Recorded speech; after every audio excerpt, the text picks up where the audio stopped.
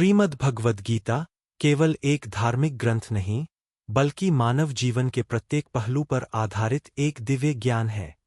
यह श्रीकृष्ण और अर्जुन के बीच हुआ संवाद है, लेकिन इसके पीछे छिपा ज्ञान हर युग के हर मनुष्य के लिए उपयोगी है।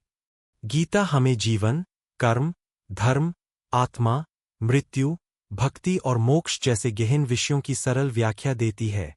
Blossom 1. कर्म करो, फल की चिन्संगोस्त्व कर्म। कर्मण्येवाधिकारस्ते मा फलेषु कदाचन। माँ कर्मफल हेतुर्भूर्मा ते संगोस्त्व कर्मणि। तुम्हारा अधिकार केवल कर्म करने में है, फल पर नहीं।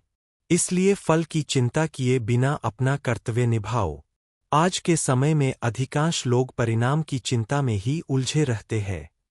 अगर सफलता नहीं मिली तो क्या होगा, यही सोच उन्हें कर्म करने से रोकती है। लेकिन गीता हमें सिखाती है कि निष्काम कर्म यानी बिना स्वार्थ के कर्म करना ही सच्चा धर्म है।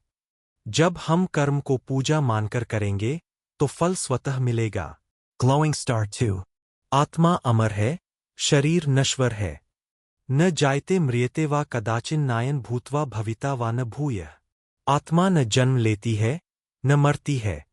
यह नित्य, अविनाशी और अजर-अमर है। हम जो शरीर को ही सब कुछ मानते हैं, गीता हमें बताती है कि हम शरीर नहीं, आत्मा है। शरीर बदलता है, जैसे हम पुराने कपड़े बदलते हैं, लेकिन आत्मा शाश्वत है।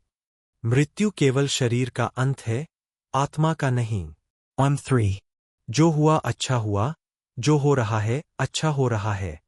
उद्धरण गुर्जरित अर। जो हुआ, वह अच्छा हुआ। जो हो रहा है, वह भी अच्छा हो रहा है। जो होगा, वह भी अच्छा ही होगा। कई बार जीवन में घटनाएं हमारे मन के अनुसार नहीं होती और हम दुखी हो जाते हैं। लेकिन गीता हमें सिखाती है कि हर घटना के पीछे ईश्वर की योजना होती है। जब हम यह समझ जाते हैं कि सब कुछ ईश्वर की इच्छा से होता है, तब जीवन में शांति आ जाती है। 4. मन ही मित्र और मन ही शत्रु है। उद्धरेदात्मनात्मानं नात्मानमवसादेत। आत्मैव ह्यात्मनो बंधुरात्मैव रिपुरात्मनः। अध्याय 6, श्लोक 5। मनुष्य स्वयं ही अपना मित्र है और स्वयं ही अपना शत्रु।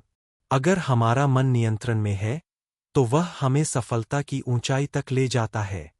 लेकिन यदि मन विकारों और इच्छाओं में बह जाए, तो वही हमें विनाश की ओर ले जाता है। इसलिए गीता हमें सिखाती है, मन का मालिक बनो, नौकर नहीं।